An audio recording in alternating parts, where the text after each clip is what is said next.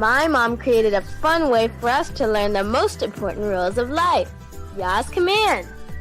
With Yah's Big Ten Commands, we get to see His will's best for us. Keep Yah first. No graven images. Don't take Yah's name in vain. Remember Shabbat and keep it holy. Honor your parents. Do not kill. Mr. and Mrs., don't cheat. Don't steal. Don't tell lies. Don't covet. This changes everything. Get your set of Yah's Big Ten Commands at Big Ten Designs today.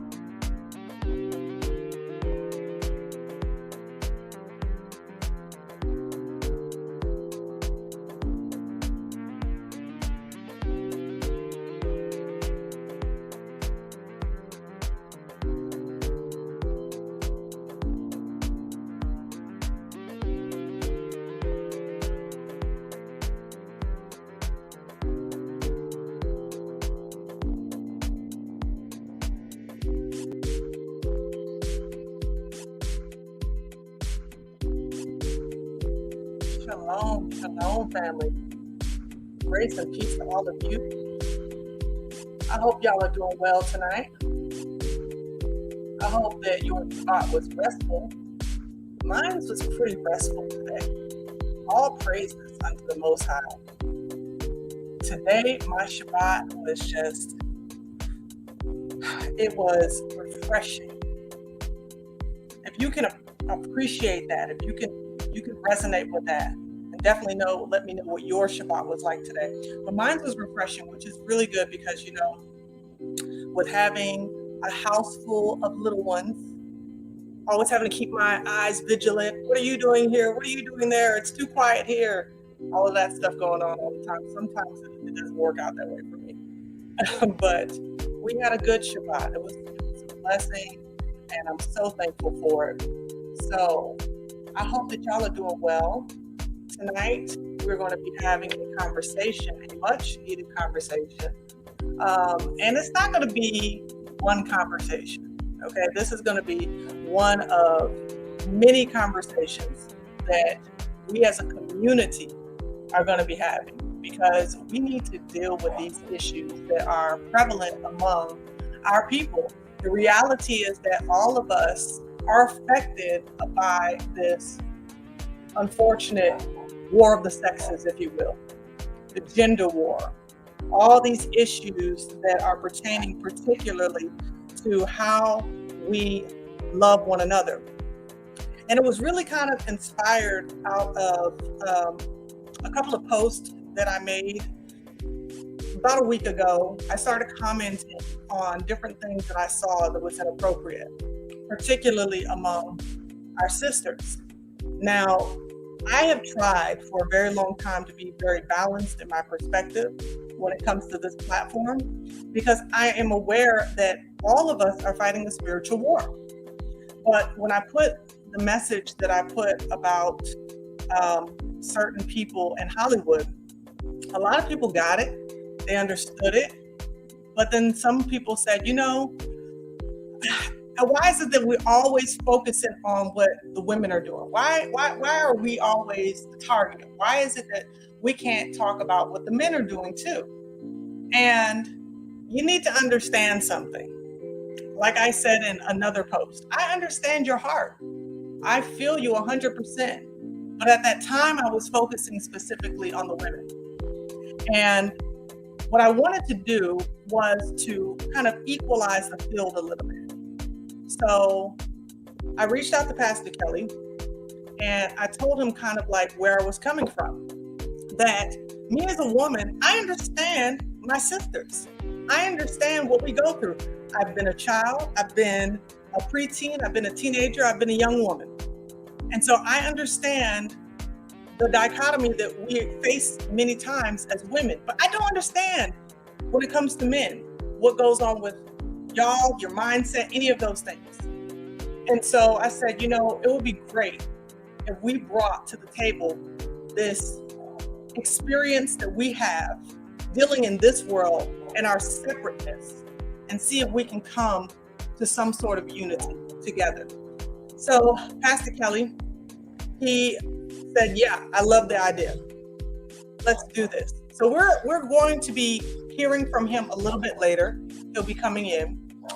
But I wanted to set this up and give y'all an understanding of why it is that this conversation is taking place. And I hope that y'all see the necessity of it. But I'm going to go ahead and give some shout outs. And then I have something that I want to share with y'all that is not specifically dealing with this conversation tonight, but it is something that I believe that is very important to address. It has happened this evening, and I want to bring attention to it. But let me go ahead and give my shout outs real quick to the family. So peace and blessings to Brother Timothy. Shabbat Shalom. Peace and blessings to you. Brother Darnell in the building. Good to see you, Brother Darnell. Sister Shetla 51. Shabbat Shalom. Glad to have you in the building. Yehoshaphat Ben Yisrael. Yehoshaphat, please, I do not mean to butcher your name. I apologize. Shalom to you, my brother. Peace and blessings to you. Yahel Ben Yahuda, shalom, shalom to you. Omiyah, peace and blessings to you. Glad to have you in here tonight. Got Brother Charles West up in the building. Peace and blessings. Got Fast Nickel up in the building. Shalom, shalom to you, my brother. Root Queen up in the house. Peace and blessings to that prayer warrior right there. And that's so cool the way this is lined up, because I got two prayer warriors back to back. Peace and blessings to you, Cam 2 player. Good to see you in the building. Lorraine, y'all, peace and blessing. Peace and blessing. Okay, no problem. I will see if I can work on that for you, okay? Sister Lorraine, no problem. Malaka Batya to the remnant. Peace and blessings, dear sis. Yes. Shout out to my members and my patrons. We had a phenomenal evening yesterday where we had a lesson that we learned about images, about how they influence us as a people.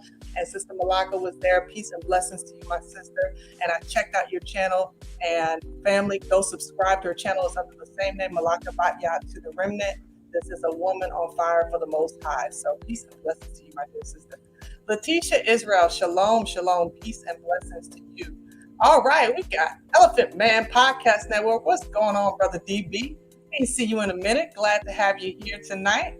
We got Diamond Love up in the building. Peace and blessings to you. And Angie Love, y'all. Peace and blessings, my dear sister.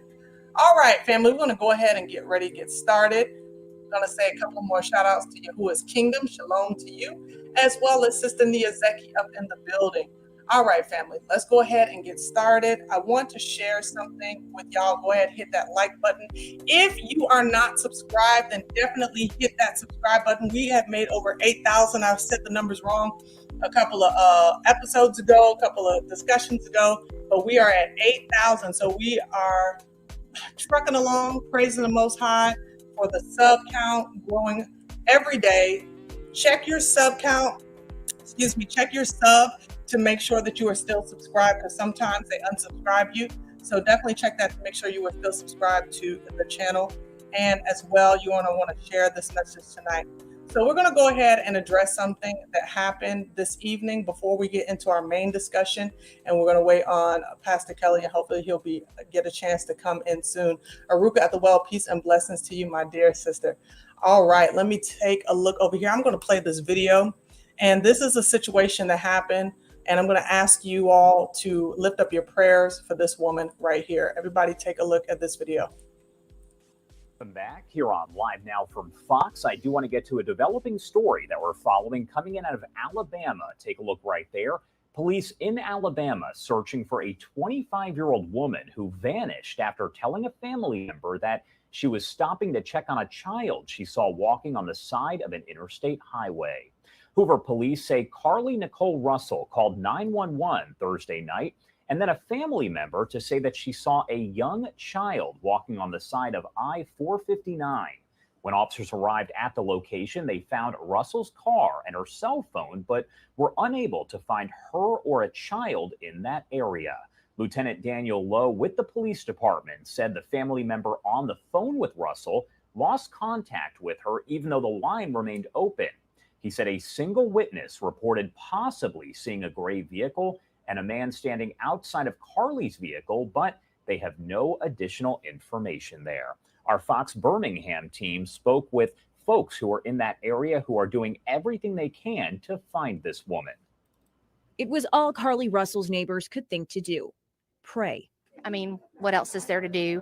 I know that there's a lot of people out there searching for her, and I feel like this is the first place that we needed to do, is just come before the Lord and just, prayer is what I can do. I might not be able to get out and search for her, but I can do that. Rallying around each other, praying for a girl they say often babysits many of their own children.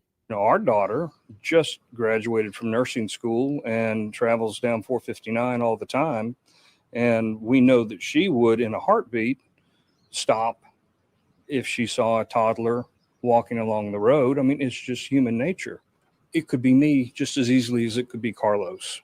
And my heart goes out to the Russells and what they're dealing with right now, because it could be me and you could be talking to Carlos. For Carly's neighbors, the vigil is not the end of their efforts to bring her home. This is what's going on in our world. I mean, and it's happening, and we're crazy not to think that it's happening right out our front door. And it's situations like this that, bring awareness to everyone. But, as a society, we need to be out there educating our community. This thing happening to children needs to be at the forefront of everything.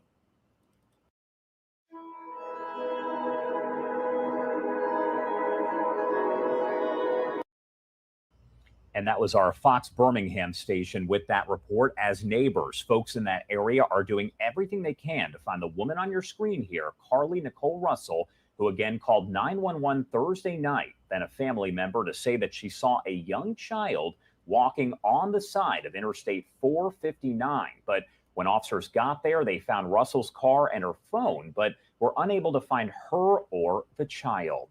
Hoover Police did hold a news conference late yesterday. We do have that. It's only about 6 minutes long, but I do want to play that for you here, raw and unfiltered.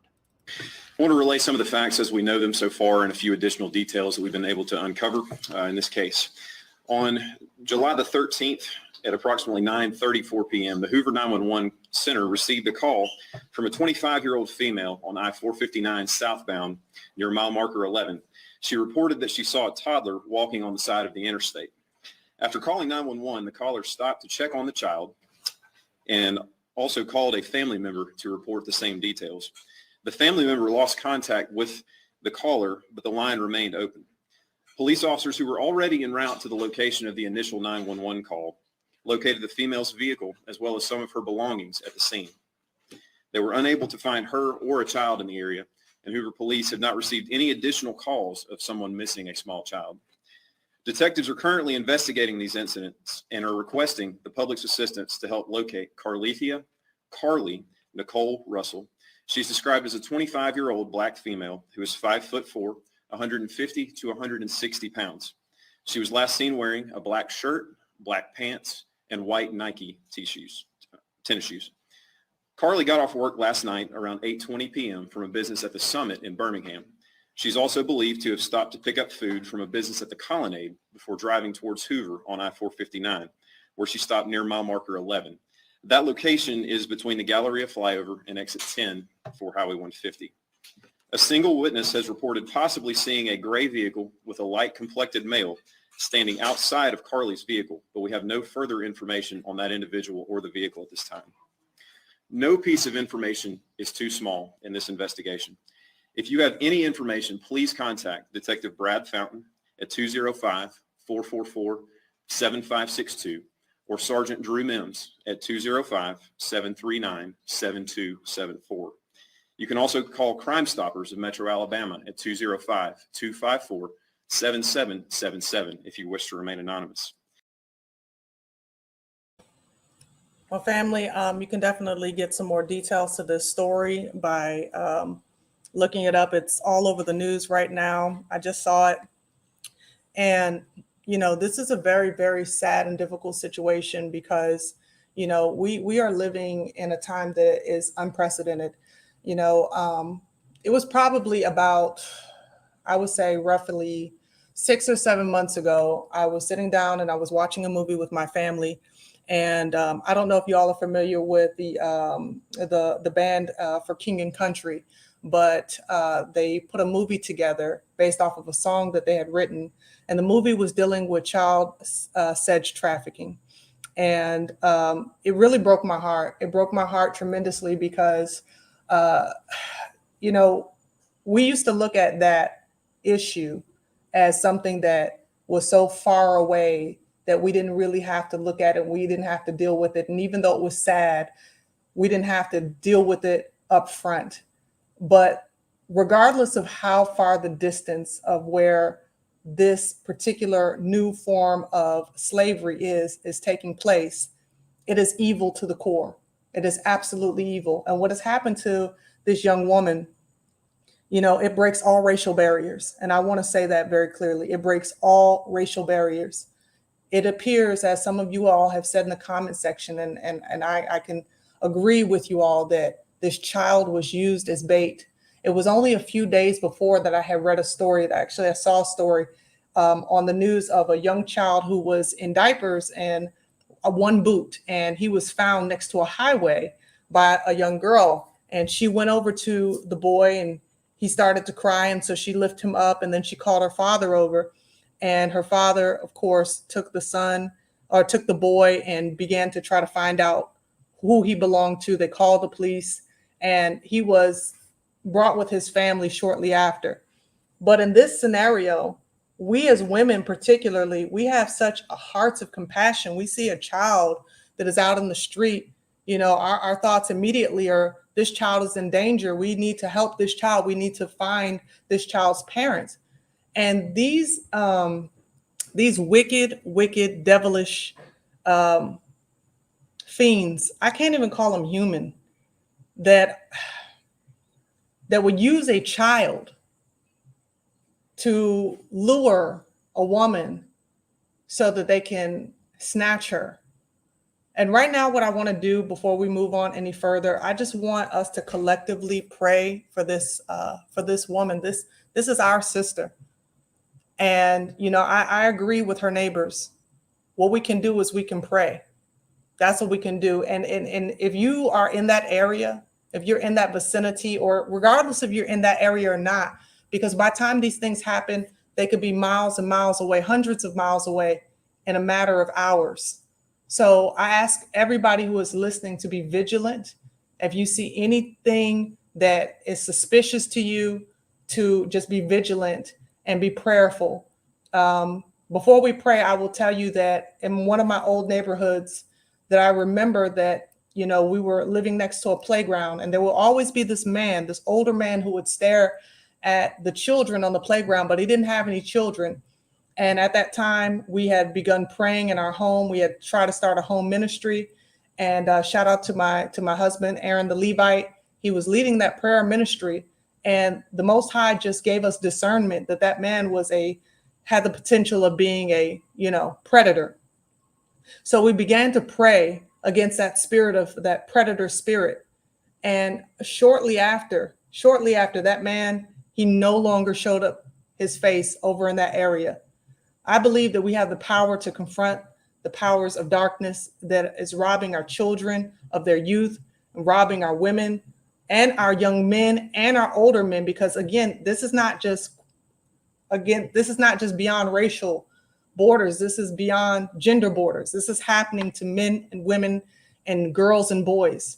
So let's go ahead and pray for Carlita and for her family. Heavenly Father, we just want to lift up this young lady, Carlita, to you in the mighty name of Yahushua HaMashiach. We also want to lift up the child that was used as bait to draw her in. Father, we know that the devil is so busy, and he is constantly looking for means and ways to exploit your people, to kill your people. He comes not but to steal, kill, and to destroy. And Father, right now, we're just asking you that you would cover this woman, that you would give her your peace, and that you would give her your strength. Father, we pray that her life is still among us and still with us, and that you would give her the strategy that she needs in order to get free from her captors. Father, we pray that you would send alertness among your people on behalf of this young woman, Carlita, that if anybody, anywhere would see anything that looks suspicious, that you would alert them to it with angelic host that will point their eyes in the direction that they may help her, that they may help this young child. Father, right now, we bind up the spirit of child trafficking, of sex trafficking of our men, our women, our youth. It is destroying whole societies with this demonic spirit, and we rebuke it in the mighty name of Yahushua HaMashiach. We can no longer turn a blind eye to it and pretend that because it hasn't happened to us or hasn't happened to anyone that we know, that somehow that makes us exempt. The devil is busy and he's cunning, and you've told us to be vigilant because our adversary, he's like a roaring lion. He's prowling about, seeking whom he may devour. So I pray right now, a hedge of protection over everybody who is listening to this prayer right now, everyone who will listen to this broadcast later. I pray a hedge of protection over all of our households.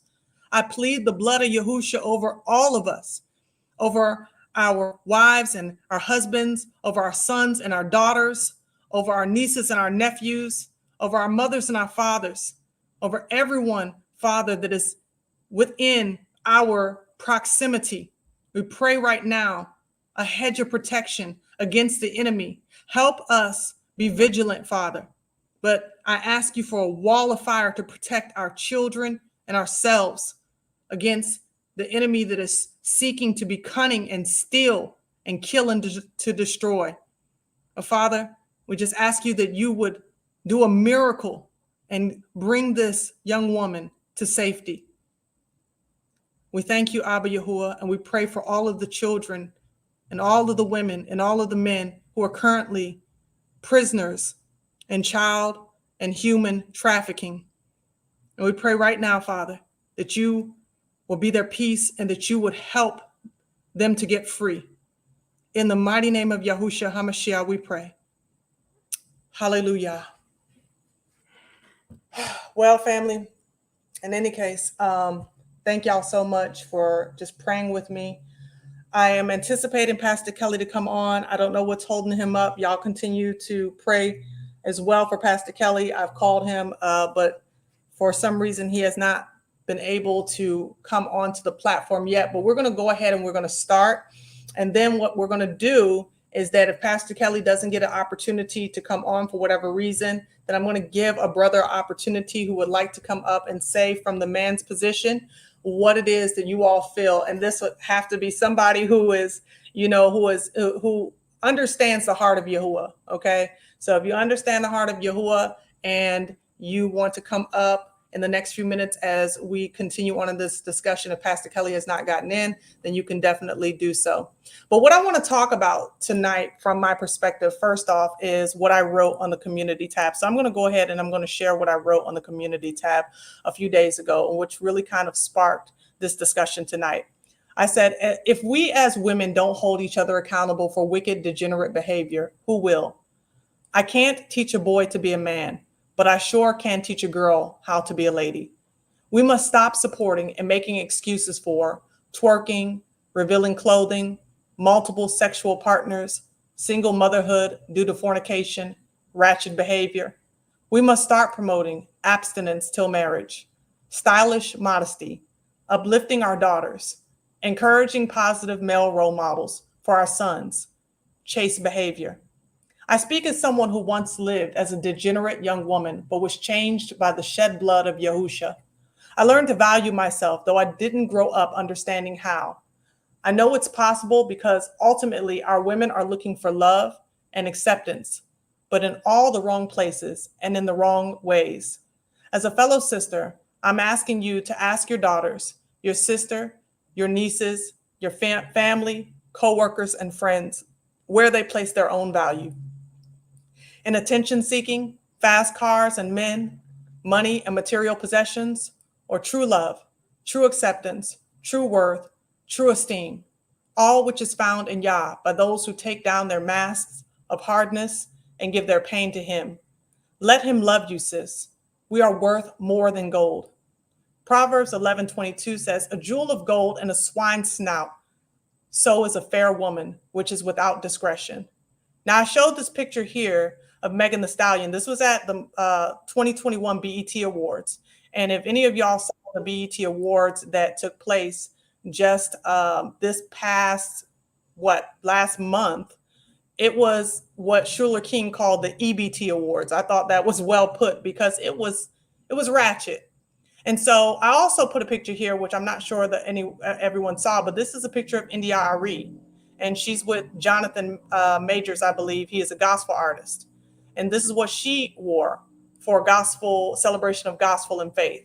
But she made this message here and she came under fire. She came under fire, particularly from women who were angry about her saying what she said to hold Megan Thee Stallion accountable. So I want to get that whole text. Hopefully I can grab the whole text. It says the issue is what is context. Humanity does everything, but does everything belong on a stage? No. Is everything for kids? No. Is everything for everybody? No. So when we as a culture make something like this mainstream, it shows a lack of discretion and discernment. Then those in the comments who laugh at anyone who wants these things out of our culture, you certainly have that right. Just as many folks have the right to want our mainstream international export out music to show us in a respectable light. And she's 100% correct. Music is the main export. Why? Because we are Judah. We are the praisers. So this is what she's talking about. She's a musician. She understands this. I like to go on to record saying, this won't age well, and that's my issue. I love Janelle, and she's talking about Janelle Monáe, which, by the way, Janelle Monáe, she used to dress very, very conservatively. That was like her signature, even though she was in the duality colors of black and white. It was her signature to dress very, very covered, right? Sometimes a little mannish to me, but nevertheless, she has become more of a sexual icon now to push her brand in a different direction, like someone else that we know. But nevertheless, it says, I love Janelle and Meg the way I love us all. And I don't like this moment. Don't bother debating me, lol. I don't care, and I do this. For 25 years, I've done this. So read, ponder, or don't. Now, again, India Arie came under fire because she dared to hold women accountable for the way that they were presenting themselves. And at the end of the day, family, what we need to understand is that this is a broad conversation that we must have, because when we are in a position where we're attacking one another for telling the truth, we have a serious problem. Now, all praises to the Most High, because we just got in a very special gentleman tonight, a leader among Israel. And family, let me tell you that this brother right here, I asked him specifically to come on because one thing that I know about Pastor Kelly is that he has the heart of the Most High. He is fair, he is balanced, he stays in his word, and he shows it by the way that he lives. And I'm very, very grateful to have him on tonight. And so without further ado, I want to welcome in tonight Pastor Kelly Richardson. Hello, how are you? Shalom, Hey. shalom to you, my bro. Shalom to you, sis. Shalom to you. And my apologies for the tardiness. I literally was in a panel with, remember the geneticist, Aaron Elhake? I was on a panel discussion with him, and I completely forgot about that. and it wrapped up a little later than what I thought it would. But my apologies, sis. I really appreciate what you're doing and bringing forth this discussion. I mean, it's unfortunate with what the contradictions we're seeing, but I really appreciate you having me on. Thank you again, sis. Absolutely. And thank you. I appreciate you. I was just, see, I'm like, kind of motherly, right? So my husband tells me I'm a worrier. And so if I don't hear from someone, I'm like, oh, Father, please just make sure they're safe and that nothing happened to them. Yeah. Oh, I'm the same way. I am the same way. We're wired a certain way, and which is a good thing. And I really appreciate it. And like I said, my apologies for being late. Like the old school said, charge it to my head, not my heart. But I really appreciate what you're doing. But again, my apologies. Oh, no, it's quite all right. Well, we're glad to have you. And everybody, please do me a favor and give a shout out to Pastor Kelly. Listen, if you are not subscribed to his channel, We Woke Now, then you definitely need to subscribe. What I would like to do for those who are of my audience who are not familiar with your work, I wanted to give them a little bit of background from my position, and then you can definitely tell them a little bit about yourself before we get started. But it was roughly about 6 or 7 years ago. I was on YouTube trying to understand this whole thing about the awakening, and I came across a video during the time of the height of Black Lives Matter movement. I came across this video of this pastor who was standing up in front of an audience of quite a few people, looked like a couple hundred, maybe 1,000 people out there. Couldn't tell. Actually, it was like 5,000, to be honest. 5,000. Oh my goodness, Yeah. 5,000 people. Well, he did something that was so extraordinary. He gets up there and he starts talking about, naming the people group that he names the country for. And he's like, China, they're like Chinese. And he's like, Nigeria, they're like Nigerian. And then he says black, and everyone was like, everybody got their tongue twisted.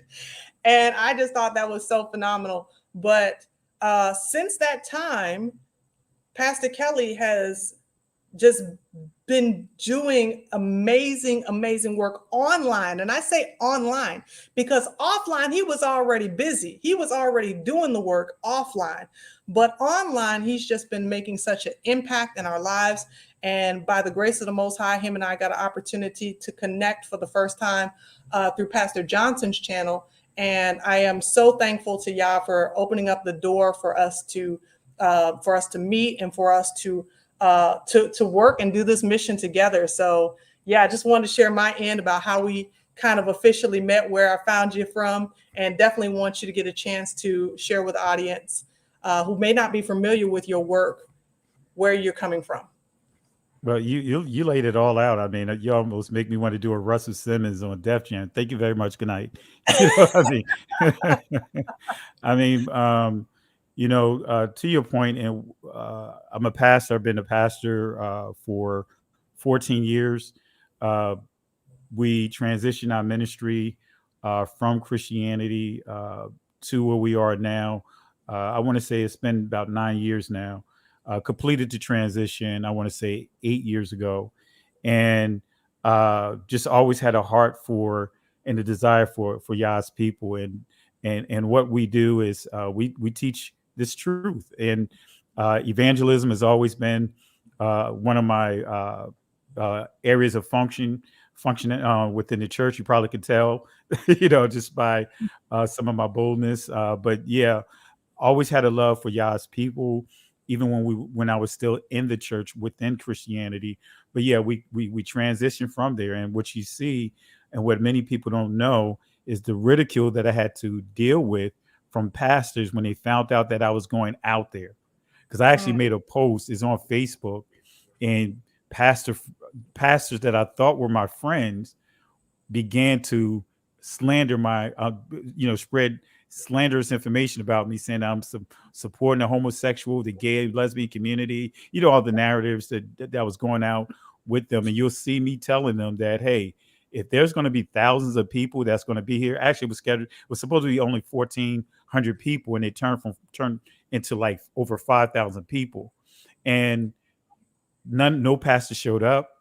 I said, if this was back during the biblical times and the Messiah, all of them knew that this was going to be a large group of our people out there, they would go out there and cast their nets, and if they would have been there, they could have experienced what all of us experienced. And I'll tell you, that icebreaker, I was really nervous. I didn't know how to make the transition into the information I shared. And that was just nothing but the Most High on the spot. And you're a corporate person as well as being in the entertainment industry. You always have to have an icebreaker. And I didn't know what icebreaker to do, how to do it, how to go about it. And that was just nothing but the Most High that made that possible. That was on the spot. That wasn't me writing it down, say, all right, I'm going to put this out there. I'm going to say this. No, that right there was just on the spot, but nevertheless, family, really appreciate you guys. And that's my story. I'm a pastor that grew up in the church, knew who I am. My family always taught me who I am as an Israelite, but I grew up in the church, and that was suppressed by growing up in the church. But nevertheless, I'm with my sister here, and we're doing whatever we can to just bring balance to the community. I mean, even just give another argument or information to help you guys make proper choices when it comes to information. Even if you don't agree with what we have to say, and I don't agree, well, put it this way, I know that everyone is not going to agree with everything I have to say and everything that my sister has to say. But guess what? At least listen to determine whether or not you agree or disagree, and make a proper assessment from there. Our goal is just putting the argument out there so you have something that you can really compare one to another, and then make a proper assessment for yourself and decisions. But again, I really appreciate you, sis. Don't want to sound like like I'm becoming one long-winded. I don't want my Christian pastoral side of me kick in with these long-winded answers. So my apologies. So no, that's all right. As long as you don't come on here starting to sound like you got asthma, we're all good. The hooping and the hollering, right? That's right.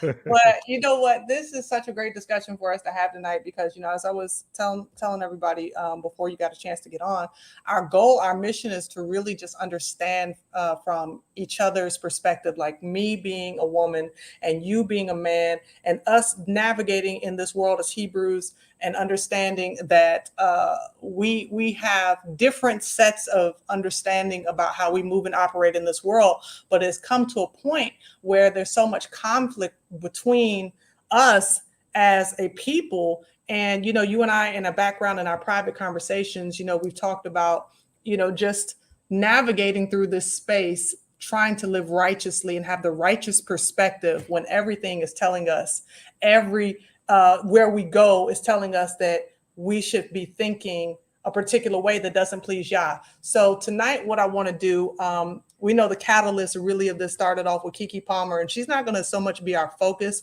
but we understand that, what happened with Keke Palmer and what happened with her style of dress and the response from her boyfriend really kind of just brought this to the mainstream attention. And we kind of felt like we needed to address things from our perspective. So, I've said when it comes to this issue with Keke Palmer, my issue primarily was not so much about making it about her or making it about him, but recognizing that there was a greater agenda at work, and seeing that these people who are oftentimes put before us in the public eye, that they're put before us as image bearers to present to us an image of what it is that we should aspire to.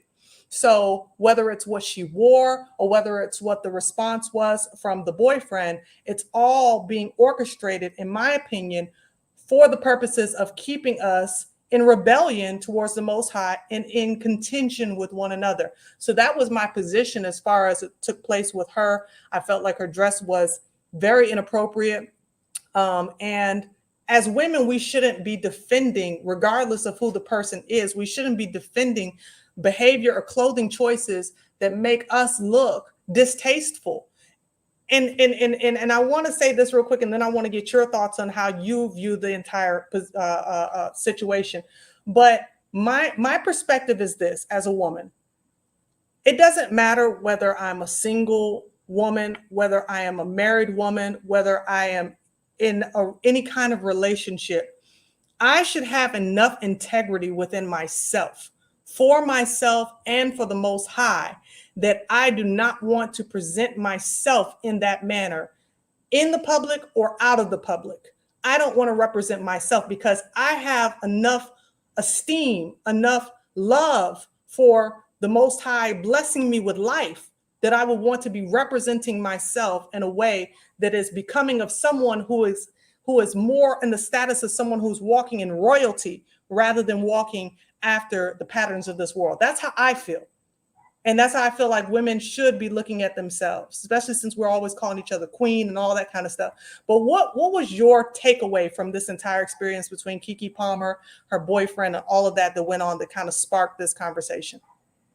You know, I see a lot, major contradictions. I was really surprised that some of the a lot of the responses, from different social media outlets and platforms, of how they really went in on the boyfriend. I mean, when you actually read his quote, he just said, "Hey, the dress, you a mom though." I mean, he didn't say anything about, "Hey, you my girl," or "I'm your husband." He gave a perspective of what all of us can relate to. That, hey, you're a mother, or some of us may have thought about this to men. You're a father, or you're older, you're an elder, whatever the case may be. It's like, why are you dressed that way? I mean, something should have shifted. You're no longer that single person, and it's all about you. Now you have a child. So when I saw what he actually posted, just those simple words and the ridicule behind it, I was like, wow. Comments like, he's not her husband. Oh, well, he didn't have a problem with how she dressed. The issue wasn't about the dress. It was about us, all the layers of stuff. But for me, it's that the real issue is, this is a reflection of what's going on in our community. Now, Right. here's some contradictions. And Sister Carol brought this to my attention that I forgot about, and I know you're going to remember this. When Russell Wilson, the football player, Mm-hmm. was out with his wife Sierra, Yep. and she was dressed the same way, Right. people got on Russell Wilson for not saying anything. That's true. That's very true. I remember that. They So were calling him all kinds of simps and they were everything. calling them all kinds of names. Mm-hmm. But now we see a contradiction here Mhm. because it's Keke. Mhm. I mean, with that, for me, is we already know. We could preface it by saying we both know they both put the cart before the horse. Okay, There you so go. family, let's just put it out there. We both know that we all know that they put the cart before the horse. All right, they were not married. Okay, now let's see if we take a survey here, and if you be honest, how many of you guys were born to parents that were not married? I'm pretty confident that's going to be a very high number, probably going to range about 70 to 80%. Mm-hmm. So let's not, get caught up in the I'm not going to say it's minor because it's a big deal among the community because it goes against the things of the Most High. But let's not be contradictory in our how we assess the situation, like it's something that we just cannot even, identify or relate to, And Right. if we go even further with it, like I said in the live that you saw me doing in my car, if we want to be real about putting the cart before the horse, let's not stop at the baby. Let's start at fornication. Right. Don't just say, well, they produced the baby. No, before then, the cart before the horse is what? Indulging in things that is designated for marriage. So I Mhm. think that we have to put things in this proper perspective.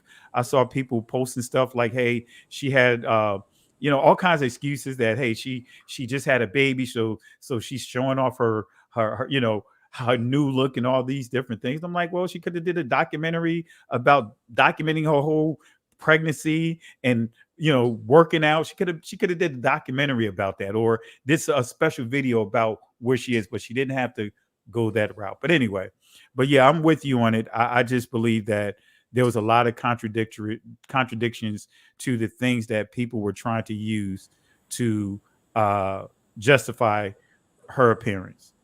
Absolutely. I had someone who just said, do a poll, right? Based off of the figure you just said. So I did. Okay. I just did a poll and I want y'all to answer that poll for me. Okay. Did you have your own children out of wedlock or were you married? Okay. Now, a couple of people have already answered the poll. And right now, the poll, I mean, it's like moving in real time, y'all. It's moving in real time. I'm not even going to say what it is right now. We're going to hold on to it for a minute, give it about 2 or 3 minutes, and y'all go ahead and fill that poll out because this is a real issue among us. And exactly as Pastor Kelly said, we cannot sit here and pretend like, this stuff doesn't happen. We were talking a couple of days ago, and we were saying like, that's something that the church did, right? The church buried their head in the sand when dealing with issues that pertain to our people. And then what happened from there is that you would have young girls who would show up pregnant and they would be like, hold on a second, you can't come up in here pregnant. And what would they make them do? Go and get an abortion. Because especially if you were a PK, especially if you were a part of one of the ministry leaders' children, and that happened to you, you were going to be sent out to get an abortion, not to deal with the real problem. Matter of fact, one of the greatest groups of people who abort their children are in the Black church. Okay. And that's Absolutely. Because the issue is not dealt with. So when we have people, Pastor Kelly and I, we are on the same boat. It kind of, and if you're this person, I'm just gonna be honest with you, it kind of irks our nerves when you say like, we should just focus on praying and keeping our eyes on Yah. And, it's frustrating for us because it's like, we cannot just sit here and ignore what is going on. That is not even biblical. You have watchmen on the wall in the scriptures for a reason. You are supposed to see the attack of the enemy coming and warn others of that attack. So if you're telling us to not be watchmen, if you're telling us not to warn about these issues that are happening and destroying our community, you're really not seeing it from the perspective that the Most High has given his people. We are an entire body, and we have to have both the offensive and a defensive mechanism, a defensive strategy. And so we have to be able to discuss these issues. But I'm going to check out this poll real quick. It's been a few minutes before we get ready to move on. All right, I'm going to go ahead and put it up on the screen so that y'all can see where it currently is for those of you who have taken the poll so far. So we see we're right here, and you see the results so far of the poll are 49% say they were married, and 52% now say that they were not married. So it's about neck and neck as far as who had their children in wedlock and who had their children out of wedlock. But more from this particular community are showing that they were out of wedlock. Now, I'm going to put this out here, okay? Because this is a real transparent discussion tonight. I had my children, all of my children, with my one husband in wedlock. I got pregnant probably about a month after we got married. Now, we had children. We've been married almost 18 years, and we've had children, 10 of them, throughout the course of that time. Now, it's not because I was such a good girl that that's what happened, okay? Because I wasn't. And I have had premarital sex, and it's only the grace of Yah that I did not have children outside of marriage. But so many of us have and could have. If you did not have your children out of wedlock, you weren't a virgin when you got married. You were not a virgin when you got married. Okay. So we have to be honest about these conversations, because what happened with Keke Palmer, what happened with so many of our other women is that they found themselves in the same exact situation that many of us have found ourselves into. Not listening to and obeying Yah's commands surrounding marriage and family, and end up becoming a baby mama and a baby daddy. And that's the facts. So I'm going to read this message from Malaka real quick, and then we're going to move on. Sister Malaka says, we will judge angels and we will judge our own too. Amen to that. And thank you, sis, for the gift. So now with that in mind, what I want to do, I'm going to show a couple of pictures real quick, right? Because we're going to take a trip back down memory lane just real quick. It's not going to be too long. But I wanted us to see, when it comes to the style of dress, particularly among us as women, what's happened from 60 years ago and what's happened today. So this is a picture of how our women used to dress in the 1960s. What do you think of that right there, Pastor Kelly? Oh yeah, I remember that. I mean, that's how my mother dressed. That's how my grandmother dressed. You know what I mean? Yeah, they had the wigs and everything, man. I think they still got them same wigs, though. I think they still got it. They just repositioned it, right? But you see the style of dress in the 1960s. There was more class. There was more elegance. I know you can't really see the brothers from behind, but you see them that they're wearing suits and they're fully clothed and they're dressed. And the women, to me, the women in this picture right here, they look like they are, pleased with themselves. They look like they feel like I look good. I'm taking this picture. I'm feeling good about myself. And so when I saw that dress, I said, wow, that's a far cry from today, because today the women, many of them, because of this Instagram culture, dress more like this. Yeah. What are your thoughts what are your thoughts as a man when you see our sisters that are dressing this way and being provocative in their style? What is your thoughts as a man, especially a man who tries to live for Yah, when you see this among your fellow sisters? It's very disappointing. And can I be real about it? Well, actually, I'm going to be real anyway. Look, sisters, I'm going to say this to you. And men, whether they admit it or not, when you were out there in that world, right? Men don't want to marry this right here. When you out there, when men that are out there in the world, right? Notice how their main girlfriend look and the girlfriend that they're cheating on. Men don't want to bring this home. Yeah. Men will lose respect for this right here. This is not what men want to marry. This is the image of the other woman. The other woman. This is the other woman. This is not the one that they want to spend the rest of their life with. That is the image of the other woman. Even though we see these changes, you see these extreme outfits. I mean, back in the day, when we go back to the late 80s and early 90s, guess what? You had the mini skirts, you had the Daisy Dukes, you had all those different things. But guess what? No one was trying to marry that behavior. Mm-hmm. And I'll say that again. The girlfriend didn't look like that. It was the one that they cheated with would normally look like that. Mm-hmm. They're not trying to marry and wife up those things, that type of behavior.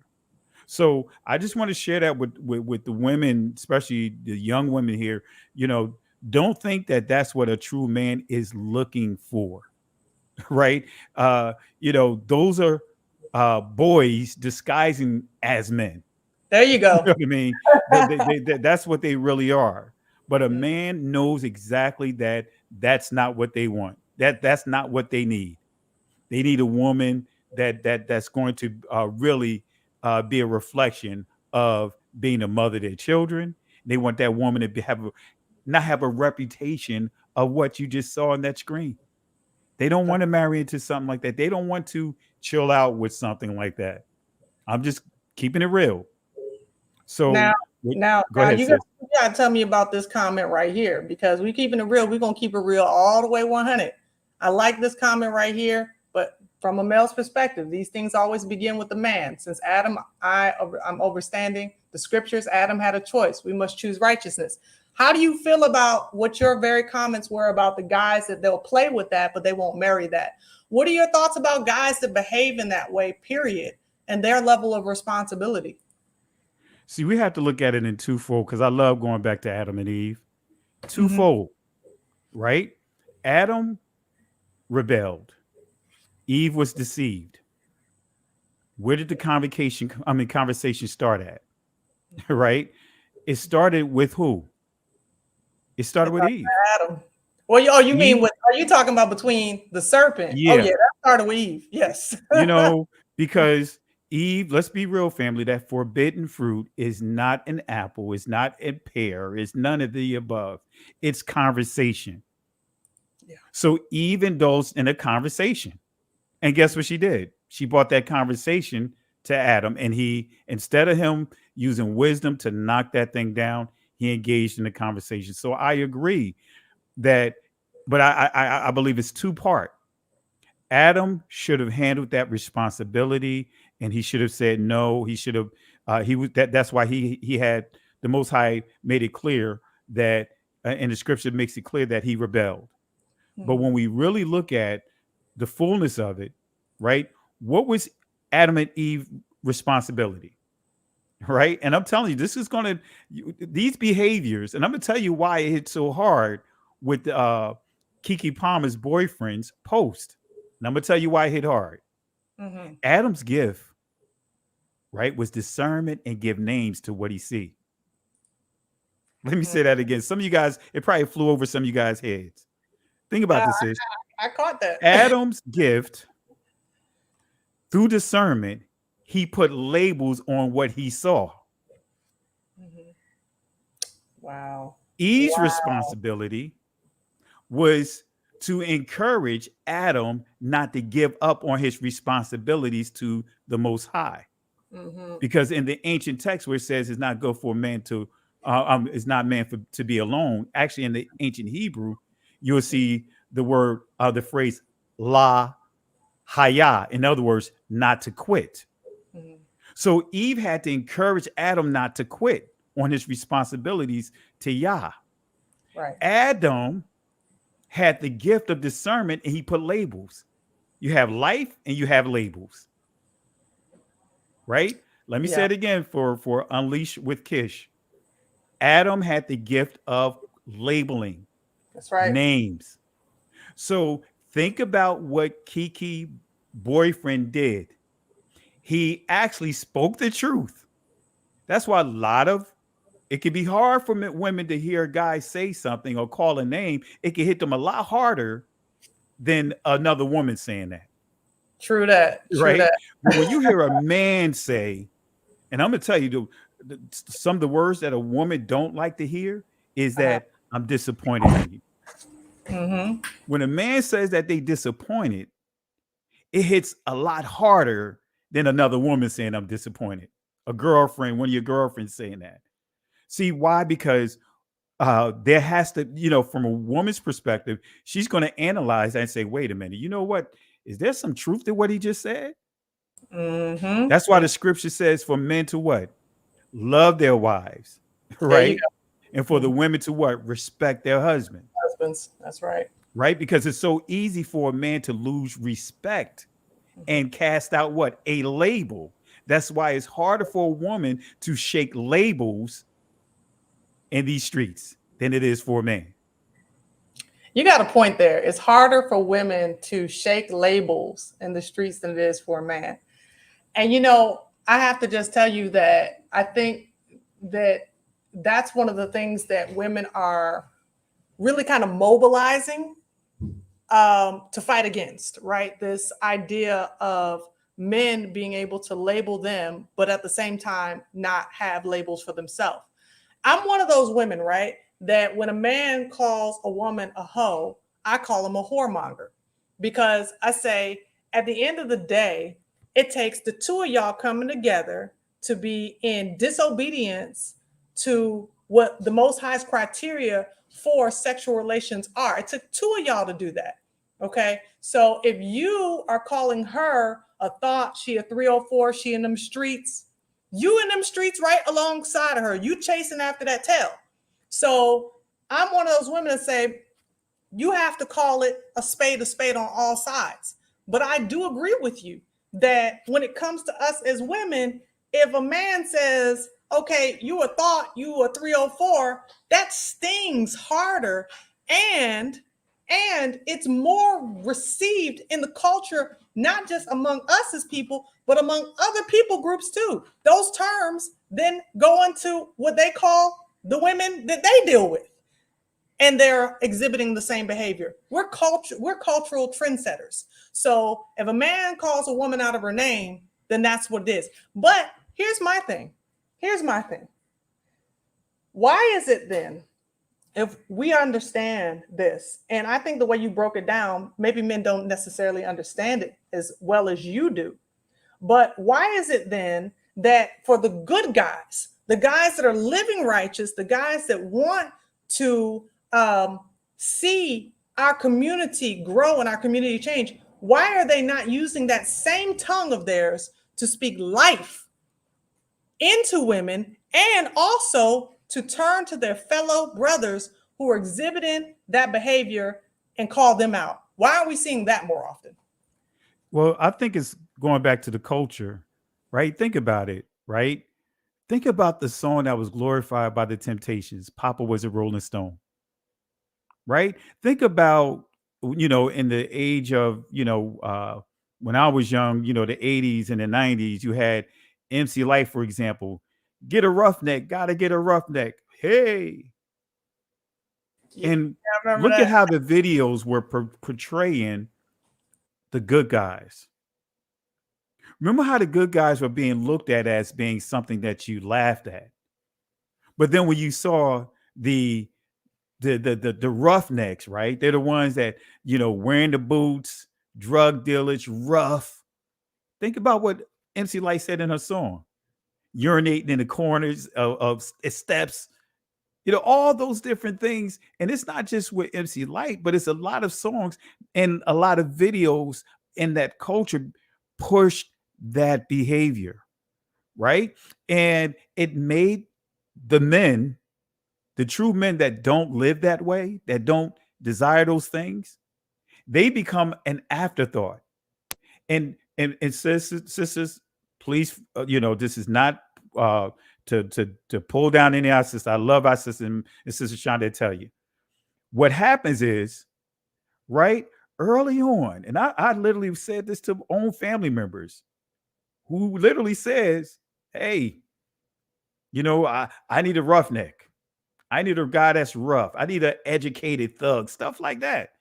And I said, okay, well, those type of guys don't deal with they don't deal with take care of their children. They don't, they're very abusive, but that's the behavior that you would rather see. But think about what happens, right? This is the cycle. Early on, when you're in your 20s, guess what? That's the mindset of the community. Those good guys get brushed aside. What happens? Then the 30s and 40s kick in for the women. What happens? Most of those good guys are married by then. Now those same women that had that mindset of that roughneck, 3 and 4 babies later, looking for that good guy that they rejected early on to come and now pick up the pieces. They say when we get to our 30s and 40s, we done hit the wall. We don't hit the wall. Like Martin Luther, like Martin, what's his name? Martin Lawrence used to say, when gravity kicks in, you know what I mean? But our bodies start changing and being a different way. Now we want the same ones that we laughed at. Now we want them to come clean up the mess. Tell me what you think about this comment right here. Shout out to Fast Nickel. More men are now passport bros going outside USA to get a woman with traditional values. What do you think about this whole thing with this passport bro situation? In light of what you just said, what are your thoughts about this whole phenomenon? I'm not agreeing with it, but we have to address what's happening in the community. One thing I will say, man, we have to be real about it. Many of those guys are looking for something that's easy. Thank you. Right? That's all it is. It's them looking for something to be that's easy, and they want someone to they don't want a woman, they want a servant. Yes, right? Thank you. That's all it is. I mean, because again, I've been around this world.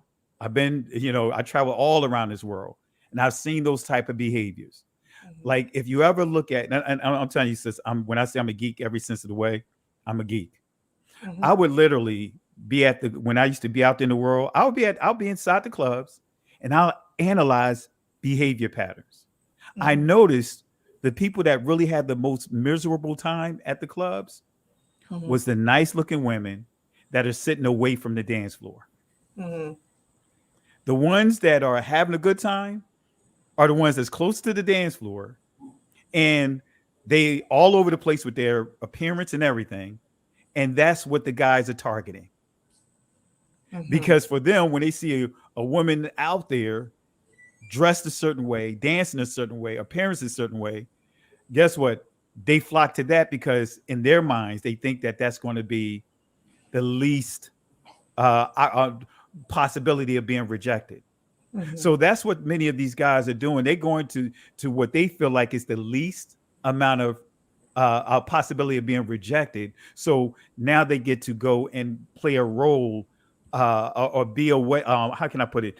Experience certain things in their mind that is just fool's gold. Because what happens? I've seen it happen. You know, they go over there, they think everything's gonna be a certain way, but reality starts kicking in. Let's see what happens when your finances run dry. Let's see what happens when you begin to exhibit certain behaviors like abuse and things along that line. You think they're going to tolerate that? Let's start, you know, when you start peeling that banana, so to speak. But again, many of those guys that are doing that is strictly because it's easy. Yeah. You know, go ahead. And they're lying to themselves. No, they're lying to themselves for me. Okay, because here's the thing. I'm not saying that every guy that goes out of the country to go look for a woman has ill motives, right? I don't want to say that at all because, you know, we can't, everybody is not a monolith, right? Some guys genuinely want to find a wife and not a servant. They want to find somebody who they feel is not broken, right? They look at the women in America, Black women in America, and they say, you know, all y'all women, y'all just broken to the core.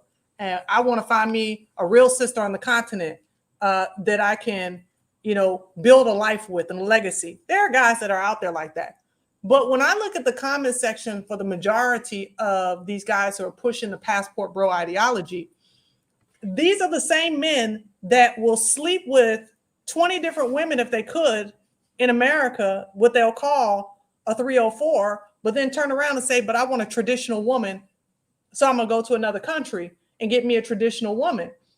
But they don't understand a lot of the cultural nuances of these women in those countries, that you got to pay dowries. Okay. A lot of these countries, the fathers are the ones that, and the mothers, you're going to have to pay them as well. Not just a dowry, but you got to pay for their lifestyle and do all the things. And then there are some of these countries where, and it's not just in the continent, a lot of these Spanish countries where they are anticipating these passport bros to come over there so that they can rob them. Okay. So they can, you know what I'm saying? And so there's a refusal to me to acknowledge oneself and look at oneself in the mirror and say, what have I done to add to the degeneracy within my own community? It's almost like like an Adam response. It's like, I'm not taking responsibility for any of this behavior. That's right. And, you know, I have a problem with that. Yeah. And I totally agree. And think about it. Just to your point, I could guarantee you those brothers have caused so many problems within the community. Yeah. You know, they created a problem, but their solution is now they're going to go to another place that's easy. Right. What in their minds, easier. Within our community, many women get tired of that. Like, hey, you know what? I can make my own money. You know, I could get my own spaces and all of that. I don't need you. You know what I mean? Especially when you're dealing with sisters that truly, matter of fact, I'm just going to say sisters in general, because I've had friends, and I'm not going to mention his name, right? One of the names, because he may see this video one day. But I remember this guy, he was the, Yah's gift to women. Mm-hmm. He had a girlfriend that had 4 kids. And guess what happened? She dumped him. And we was like, wait a minute. How do you get dumped by a female with 4 kids? That's crazy. I said, you know what? That tells me that the problem is not her, it's you. There you go. And then There's he the got into a comment. relationship with a woman with 5 kids. And guess what? She dumped him too. Wow. You've got to be a really crummy dude to get dumped by a woman with 4 and 5 children. Because she's on a different level, different mindset than a woman exactly with no. because he's thinking and I believe, and I told him, I said, you only date them, you went for them because you thought that they were easy. But she let you know, like, I have priorities. I don't need you. I heard he got dumped by a woman with 4 kids and another woman with 5 kids.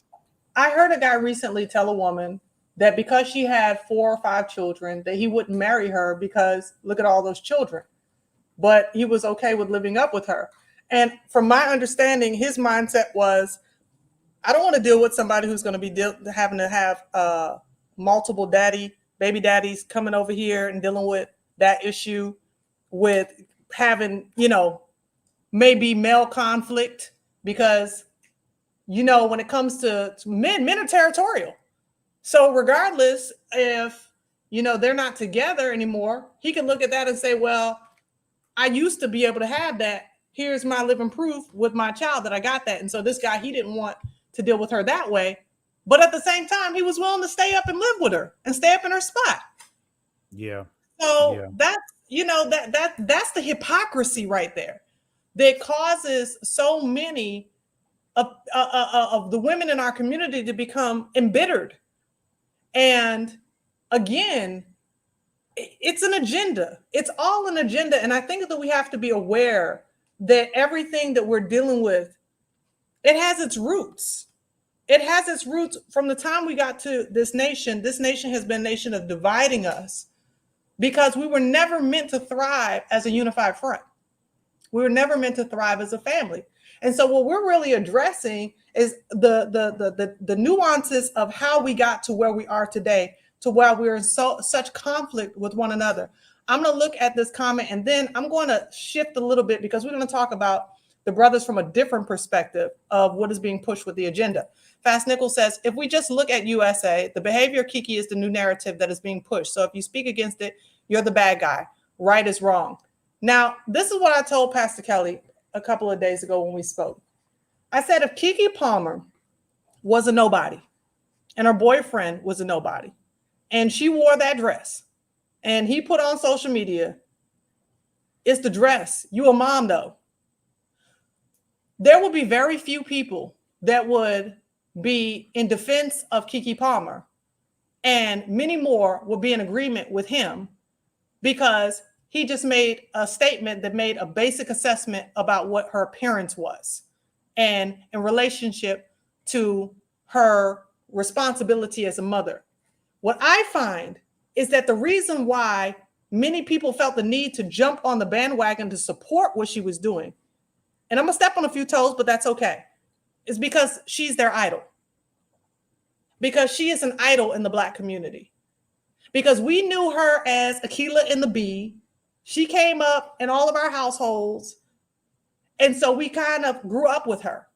And so now we see her as this Hollywood star who's breaking out and is down to earth. And she like your girlfriend next door. She don't code switch. She just has her chill voice. But because she has celebrity status, she gets a pass to be able to dress provocatively and nobody can say anything to her. And now she's pushing her brand through her clothing.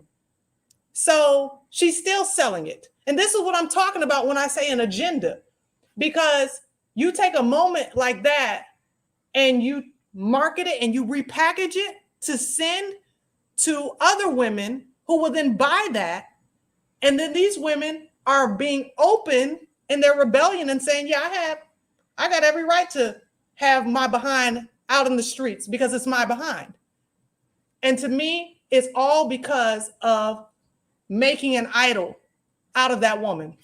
What are your thoughts about that before we get ready to shift?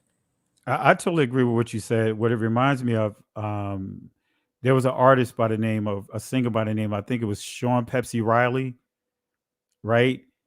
And she took on that same approach with, like we see here, Thanks for My Child. That song, Thanks for My Child. And I mean, I'm telling you, man, we could not stand that song back in the day because it was like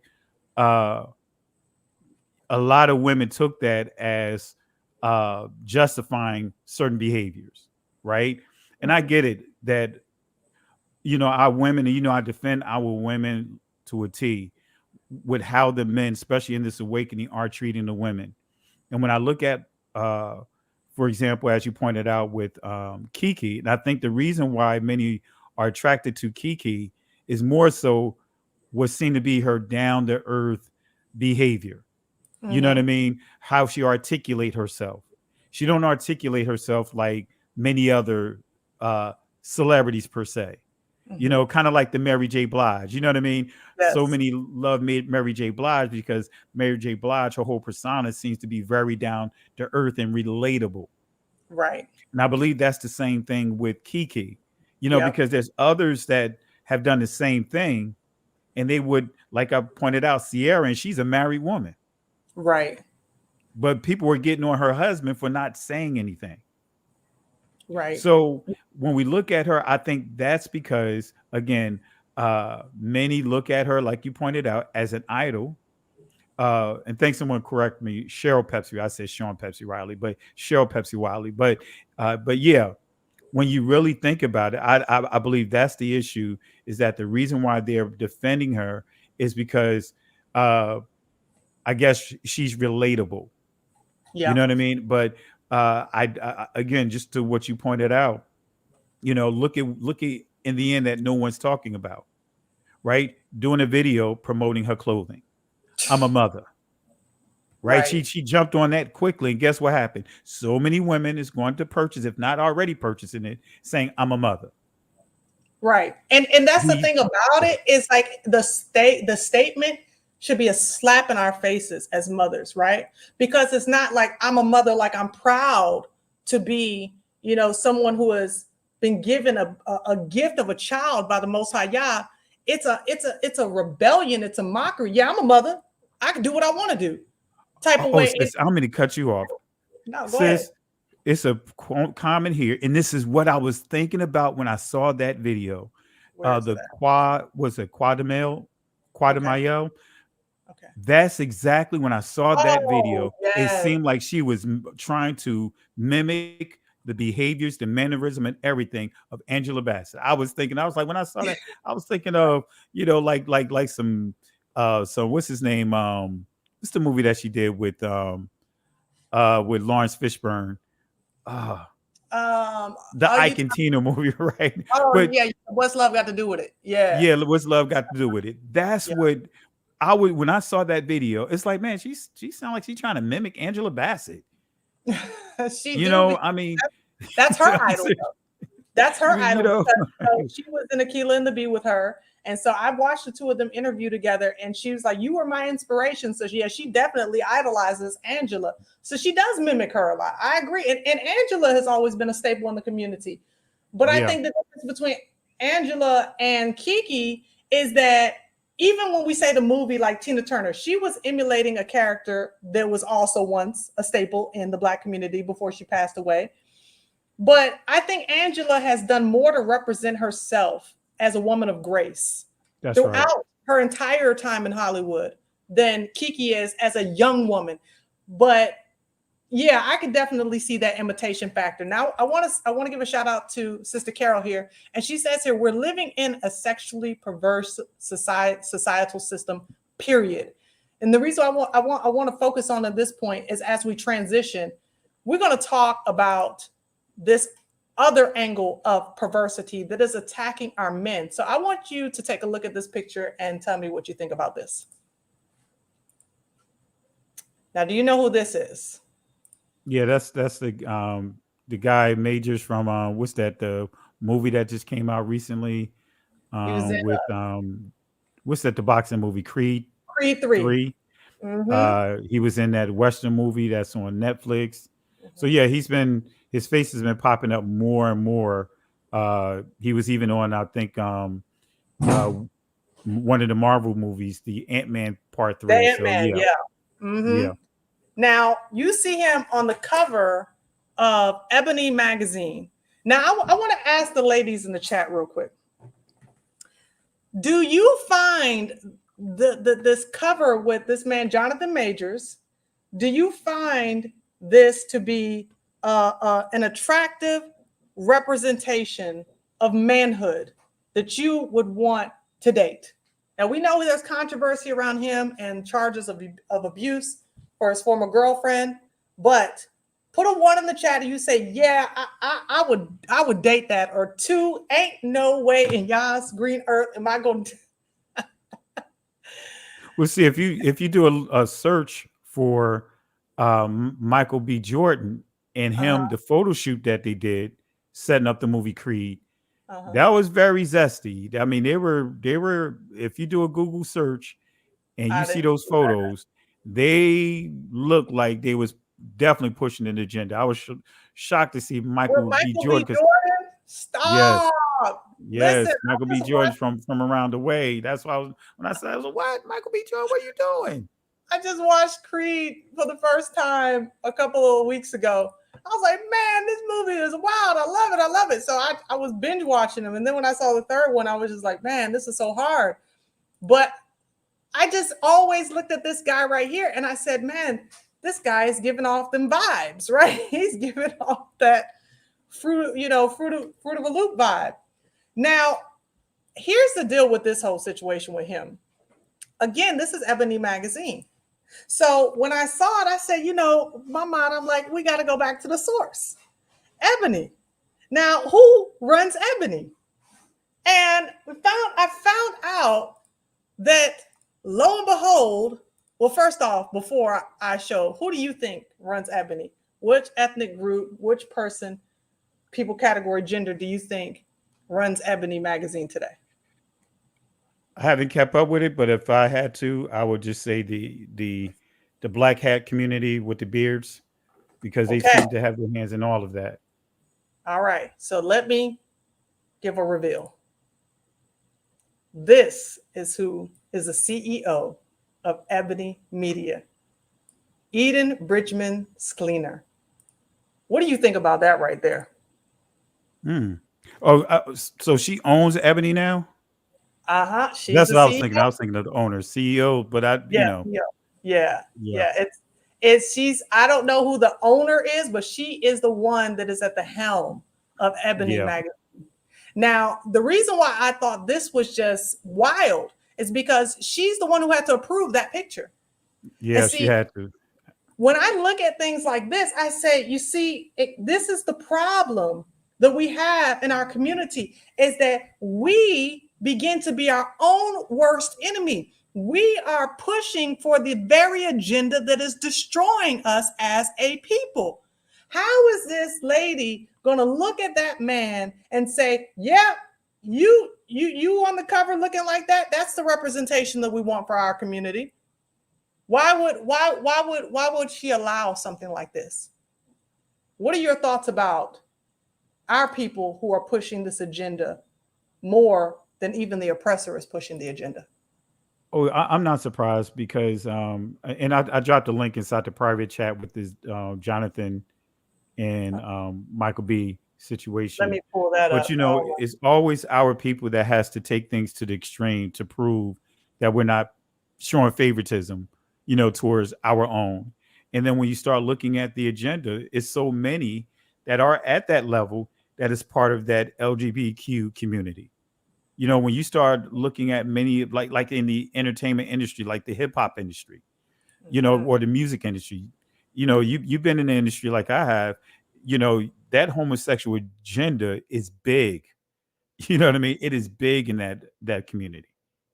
So I'm not even surprised. Now tell me, dude, right here. Yeah. Now, come on. What men take photos like that together? Not the straight ones that I know. Especially that way. Look at the one that's on the right with him. Got it. Come on now. He got it with his hand over his head and everything. Yeah, that to me. And Jonathan Majors was raised in the church. His mother was a pastor. This is the problem, family. This is the problem that we're having in our community. This is why we have the issues that we have as a people right now. Whereas we can't reason with one another and get along with one another, because this is the agenda that they're really pushing. But ultimately what happens is that if we have our men who become effeminate and are being pushed into the LGBT agenda, and our women are hypersexual, whether it's with the LGBT agenda or it's with out of wedlock pregnancies and abortions, we still have what becomes a national demise. We can't continue to go on this way. We can't continue to exist like this. So what we're going to do now, we're going to look up an article real quick, and I want to get your thoughts and perspective on this article. It's about the folly of the gender wars. So this person wrote here, the folly of Black gender wars, and he starts going on and talking about how it was really Oprah Winfrey and Gayle King. And this is a couple years ago, so he's talking about Michael Jackson, R. Kelly, and Kobe Bryant. But this is his perspective. He says, Black women have been demonized and degraded by Black rappers for many years. It is no surprise, therefore, that Black women are now blamed for the lion's share of the problems in the Black community. Misogyny is alive and well in America, and especially in Black America. Gangsta rap has played a major part in creating this malevolent view of Black women. So what do you have to say about this first paragraph here? Especially, you know, me and you, we talked about being in the music industry. What are your thoughts and your perspective about this idea of demonizing Black women and the hip hop industry's role in that? Actually, we could take it a step higher, well beyond the hip hop industry in terms of the artists. That's the agenda of the record companies. You know, there were meetings on the agenda to shift the narrative of self-destruction, to shift the narrative. Remember, if, you know, well, you came up in the 80s and the 90s, right? So, yeah. But if you really would, you know, like I came up in the 70s and 80s, right? So when you get into those 80s, right, you know, really like where my generation really kicked in, and you start seeing the hip hop, you know, I was part of that stage of hip hop when it was all about being braggadocious. I was also part of that culture where, you know, it was all about dressing a certain way. Yeah, I had my box haircut. You know, I had my Kwame, right? Not box haircut, but my Kwame. You know, I had my Gumby. You know, I had my used jeans, my damaged jeans that was baggy with the boots on and all of that. Oh my goodness. But look at how it started shifting. Right? Look at how it started shifting when we started getting into the late 80s, early 90s. Hip hop took a major paradigm shift. Major. And if you, and many of the artists can attest to this, there were meetings on shifting the narrative of hip hop. You know, with NWA, right? Remember, the gangster rap began to become big. Guess what? Self-destruction came out to try to, and many of the West Coast and East Coast rappers began to try to sing songs or rap about us joining together versus, you know, the behaviors to tear down our community, not just with the women, but both men and women, right? But when you start looking at the early 80s, man, I mean the early 90s, that's you know, there were a meeting. You can research it. Other rappers would tell you, and they'll bear witness of it. Those old artists, they would tell you there was a meeting among the record companies wanting to push this behavior. We weren't calling ourselves thugs back in the 80s. Nope. We weren't calling ourselves queens, truth be told, or divas rather. Those terms were in, you know, when you're dealing with those record companies back then, they had a section called artist development. So they would tell you how they want you to project yourself. Right. They began to say, hey, we want you to look this way. We want you to look that way. We want you to look this way. This is what's going to sell. So, you know, when you really start thinking about where the music is now, that was all calculated. That was a calculated agenda to perpetuate behaviors and push this new thing that's coming out. We see the seeds, not new, but the seeds that have been planted. I'm going to drop a little link inside the chat for you to peep this out. This is 50 Cent catching a lot of flack because he was like, man, what's going on with you, Puffy? You going to invite me to this party with what's his name? The what's that little baby?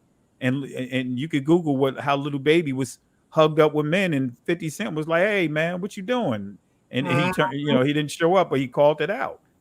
And what are people doing? Giving 50 cents flack for it. But at the same time, I believe he's part of the problem too.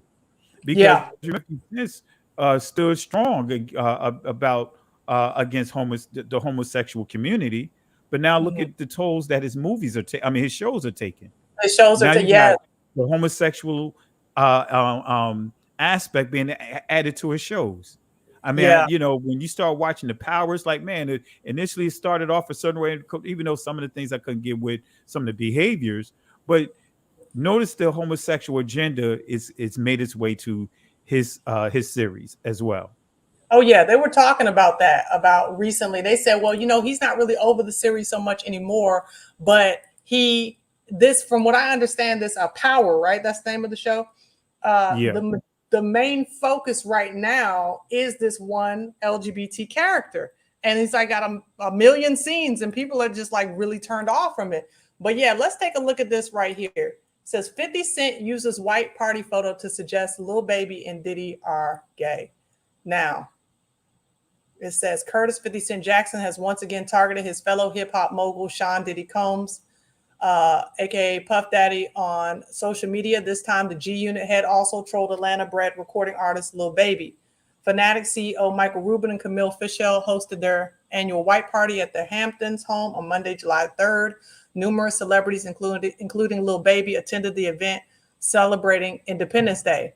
Rubin and Fischel invited dozens of stars on the Long Island estate: Jay-Z, Beyonce, Usher, Justin Bieber, Kim Kardashian, Leonardo DiCaprio, Tom Brady, Jennifer Lopez, Ben Affleck, Travis Scott, Kevin Hart, Kevin Durant, and others showed up for the function. 50 Cent posted a photograph from the white party to his Instagram page. In the picture, two men can be seen hugging a smiling Lil Baby. The photo's caption purposely implied the three party-goers were engaged in a homosexual act. See, this is why I don't go to no party Puffy and them at. The F is going on here. Get the F off my young. You get it. WTF. Yeah.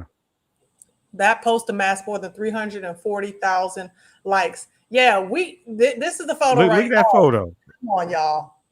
This is wow. This is the problem. This is a major problem that we're having. Family, this is what the agenda that we keep talking about is all about. We're seeing these little things that we're fighting against one another, but this is really what they are trying to push. This is not what hip hop used to be. Hip hop was not this. This is really, really sad, but this is what it has become.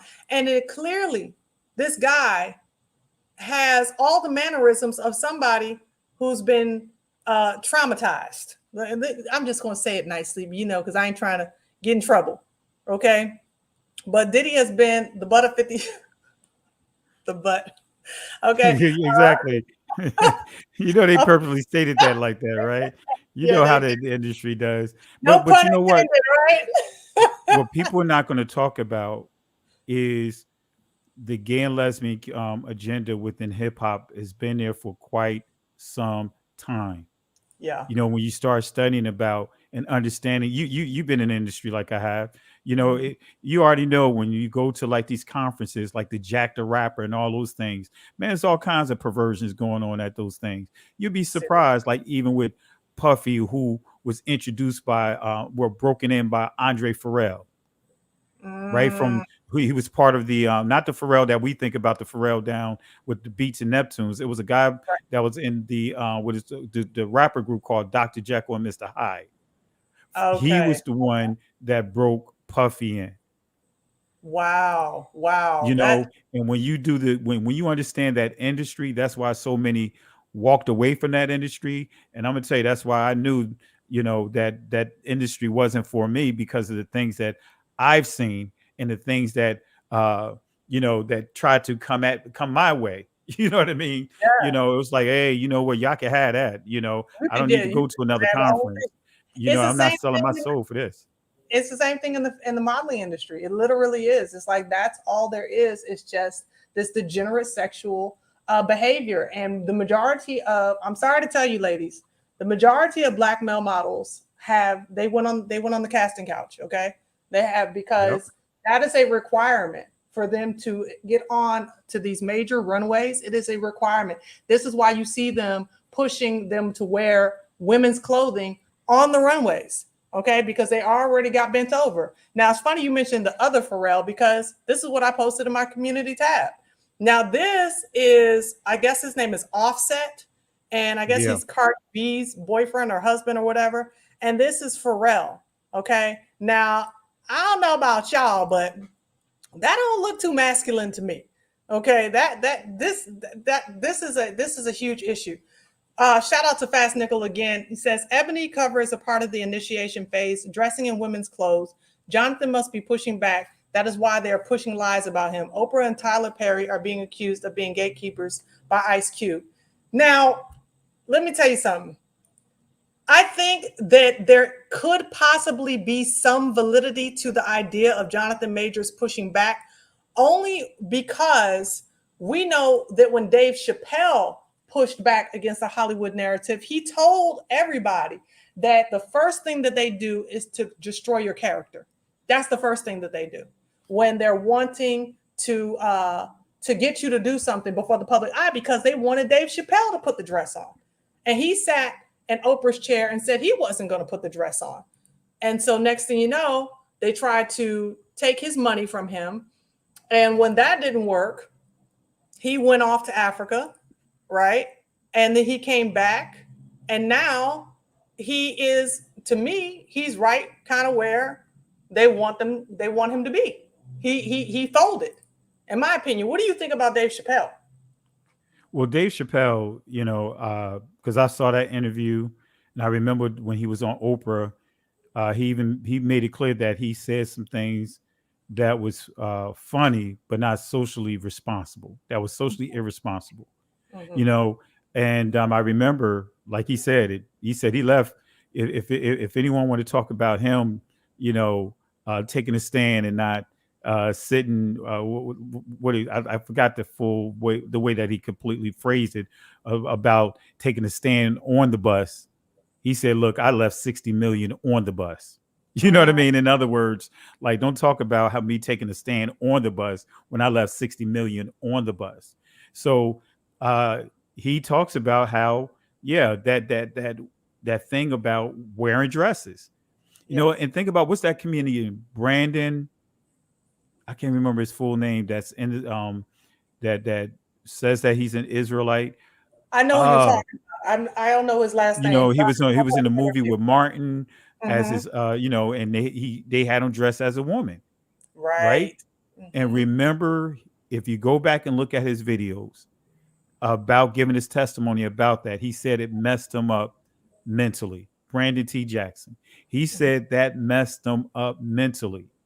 It did a lot to his psychic. Dressing up as a woman. He said it really messed him up. And it is an agenda. I mean, you're from the fashion world, and I remember I covered this article by USA Today about 7 years ago about the things that was coming down the pike, and they literally had laid out the agenda of making clothes gender neutral, but more of a feminine aspect for men, and for the women, masculine, to push forth that agenda, makeup on men. The whole thing that you see now, it's a laid out article. And I remember teaching on this like 7 years ago, showing that this is what's getting ready to come down the pike. And I'll see if I could find that article and forward it over to you, because it's in one of my presentations. But when it comes to David Chappelle, actually, he did wear a dress, and people don't know that. When did he wear a dress? Let me see if I could find. I could have sworn he wore. Yes, he did wear. He played. Let me see here. I'm gonna pull it in here because I was gonna do something on it. You gonna put it on? We gonna put it on. Like David Chappelle contradicted. Let me see here. Like David Chappelle actually wore a dress. Let me see here. Oh my goodness. See, this is the problem, y'all. We have so much of this degenerate behavior among us. And I hope that we're starting to see, and I know many of us already do, but we got to speak about these things, right? That while the LGBT agenda is running rampant, we, those of us who are heterosexual, are being targeted by that community to be non-heterosexual. But if we will not relent and we remain in the right gender as far as attraction goes, then it's let's beat each other up, let's war, let's be in constant conflict with one another over you did this to me and you did that to me. And so there's constant warfare that's going on all sides, and it is being used to really break down the entirety of our community, one family at a time. One family, and that's what I see. I see it like crazy. I've seen that from the start of this ministry, literally. Yeah, yeah. And if you look up Robin Hood in tights, okay, David Chappelle, he was a gay guy in there. Let me see here. Men in Tights. Yeah, I remember that movie. I don't remember him putting a dress on though. I could have sworn he had a dress on in there. I know he has some tights on. Let me see here. let me pull it up here. I know he did though. I downloaded the video. I'm gonna pull it up right now. Okay. Yes. All right, family. Y'all ready for it?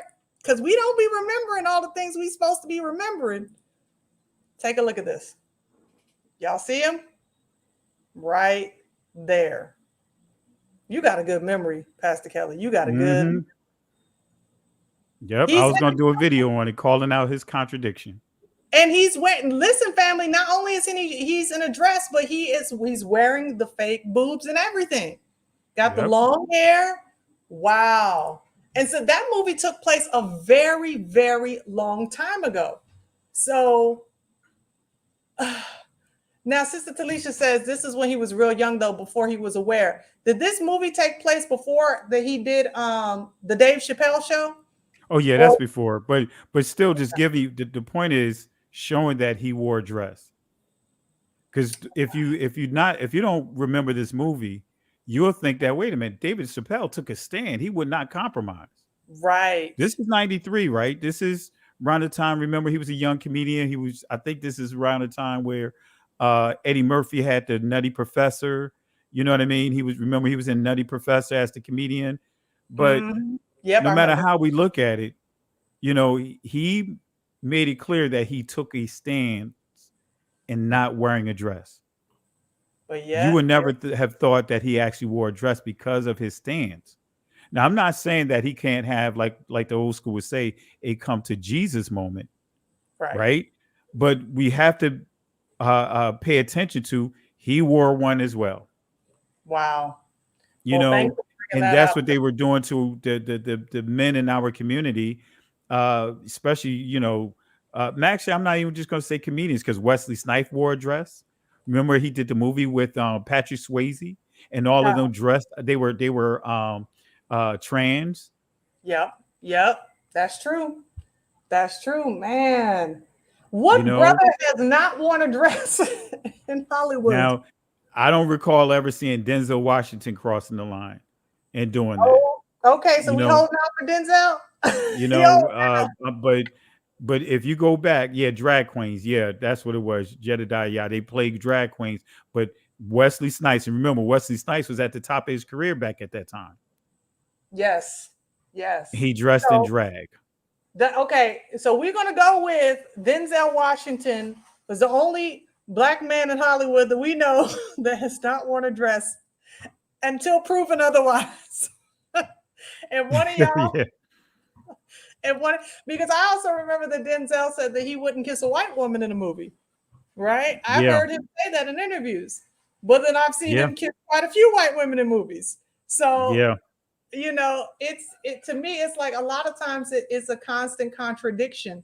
And I do know that people grow. I do know that people, look at their moral compass and say, you know what, I did this in my ignorance and now I'm older and I'm not going to, do that anymore. But the problem is if you communicate in a way as though you never did, or you never participated in that thing, and then you're like trying to come off like you've always been able to stand on your morals, when before you gave into that.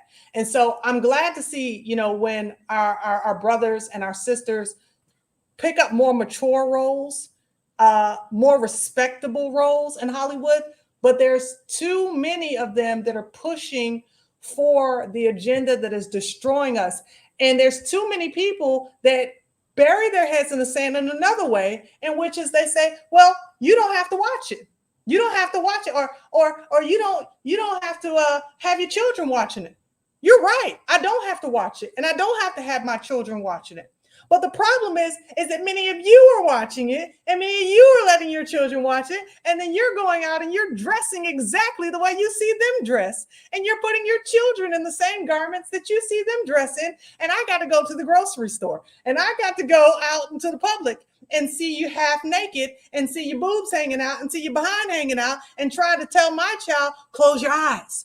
Listen, no man is an island, okay? No man is an island. What you do will affect someone else. What they're doing is affecting our people on a local level. When these gangster rappers are selling to us to destroy the community, to shoot one another, to call our women out of their name, they're selling that message to our brothers, who are then doing what?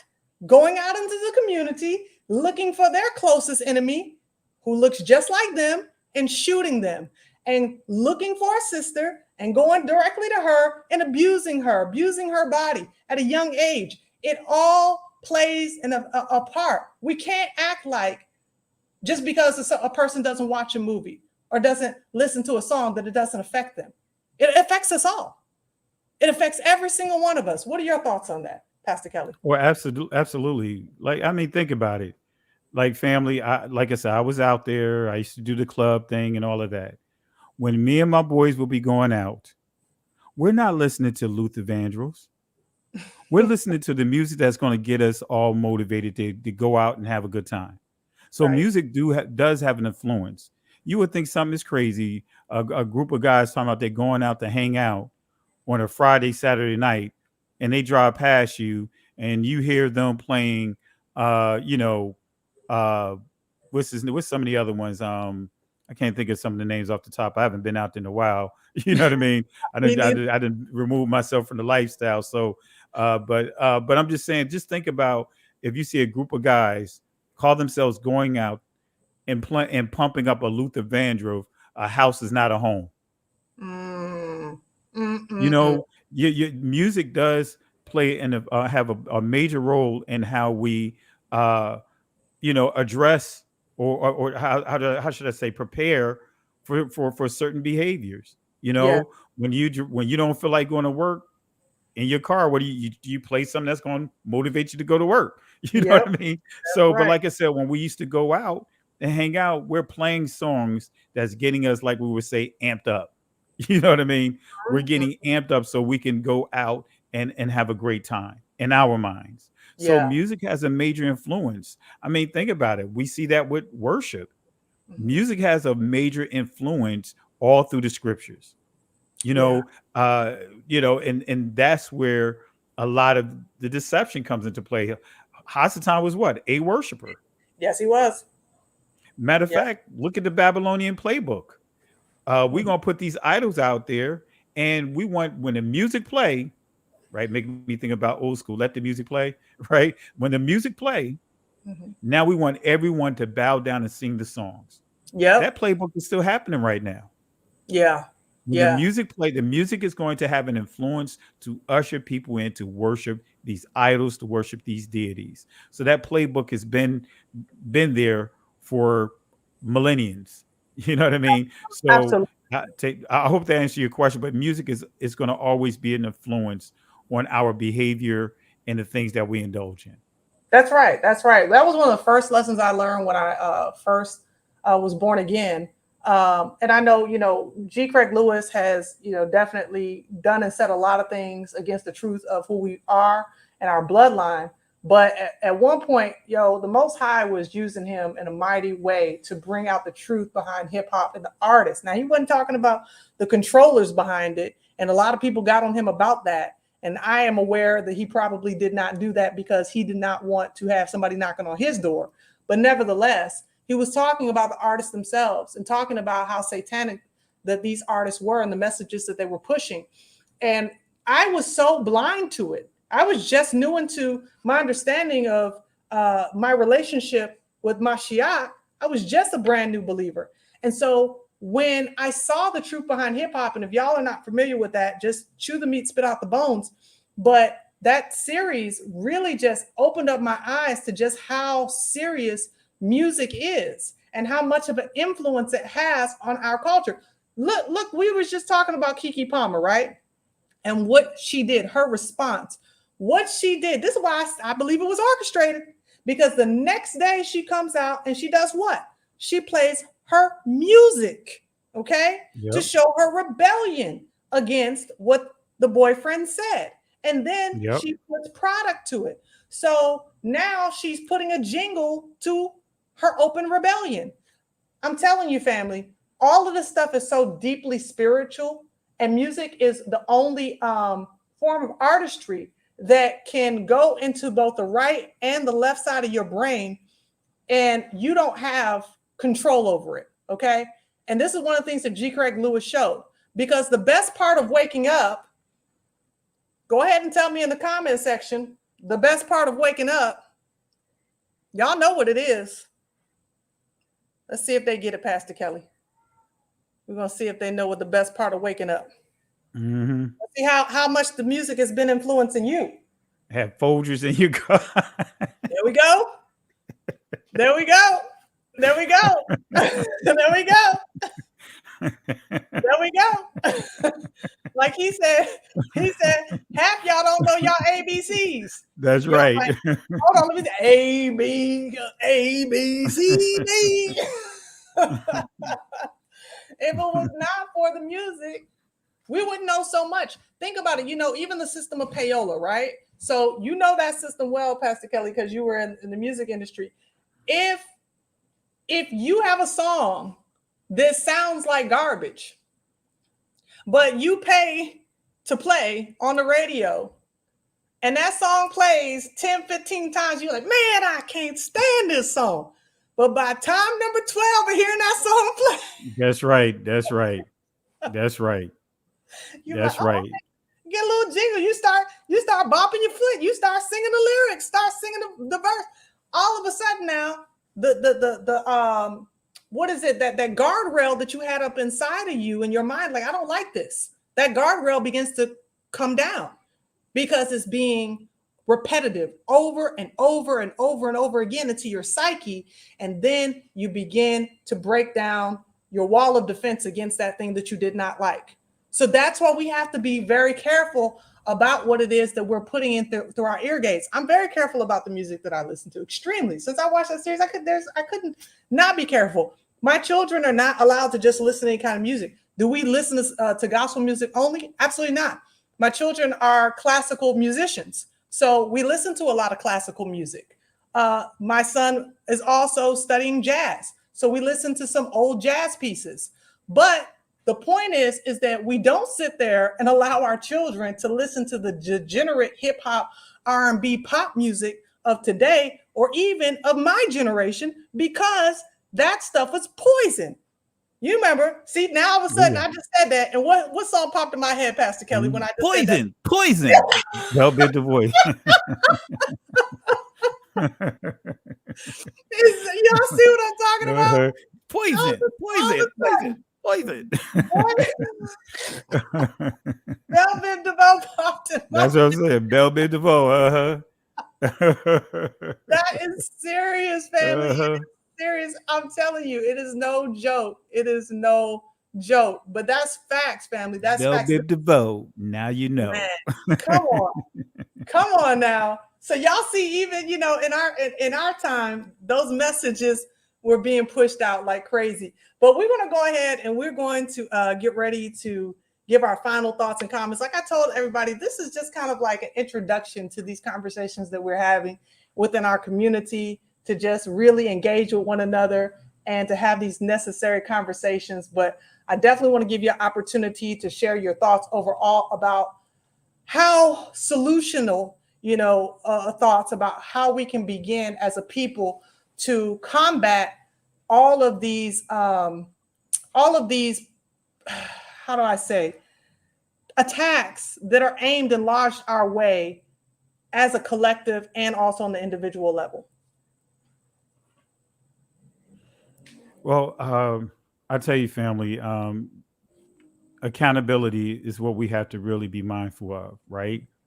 Accountability is not just at the level of the leaders, it's at the level of the people. It wasn't just the leaders that was singing, "Give us Barabbas," right?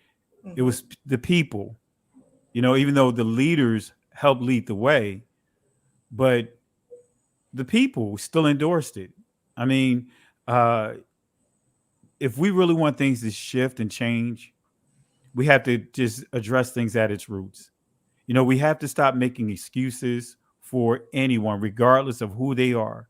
Right is right, wrong is wrong.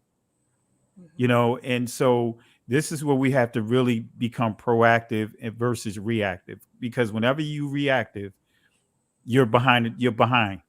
You way behind. So if we're just reacting to everything, man, they already done been there, done that, moved on, and you're late to the party per se. We have to start being proactive, family. We have to really, like the scripture says, train up our child in the way that they should go. Not the way that you think they should go, not the way that you may want them to go, but the way that they should go. And it takes sacrifice. Now, like you pointed out, sis, like our daughters, right? They're musicians.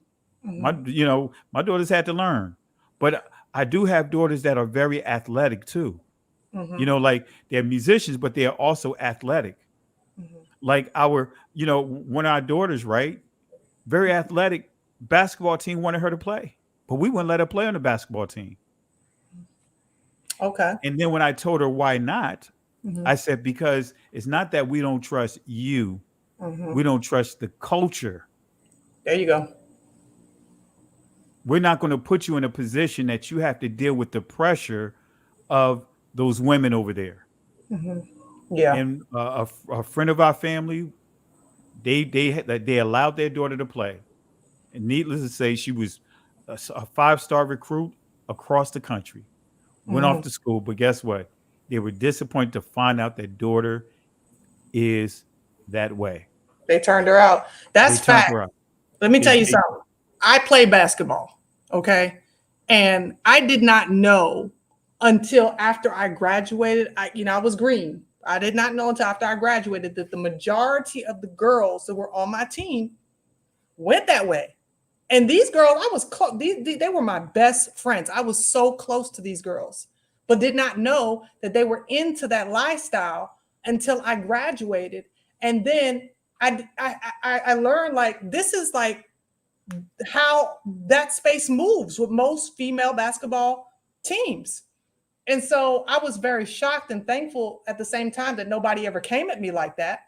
One of the girls, she dated a cousin of mine, and later she switched and she became a lesbian.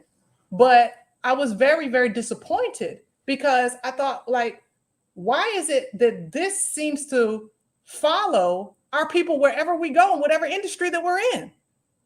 But that's key, because particularly in the basketball industry, the women become very masculine. That's one thing why I was always a scrub playing ball, because I didn't want to break any nails. So I never got that, that roughneck basketball type of way that you have to be on the court.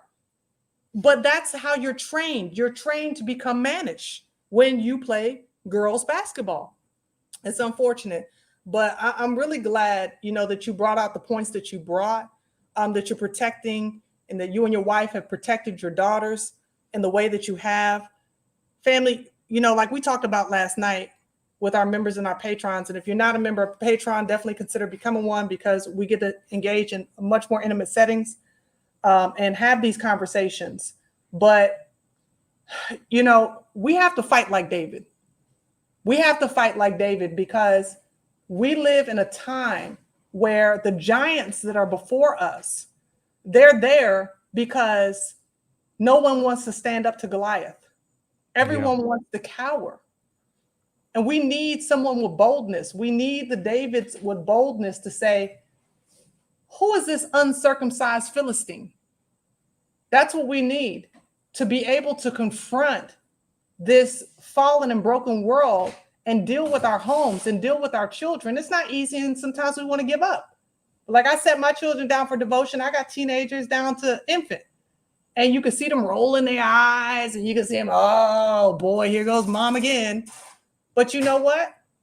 When they look back on the moments of their life, when they're in their 30s, they're going to recall how dad and mom sat them down and opened up the scriptures and told them they need to apply their life to this principle that's in this word. They're going to look back at those moments and they're going to default back into that versus defaulting into the systems of this world, because you were there to hold them to the carpet. You were there to pray for them.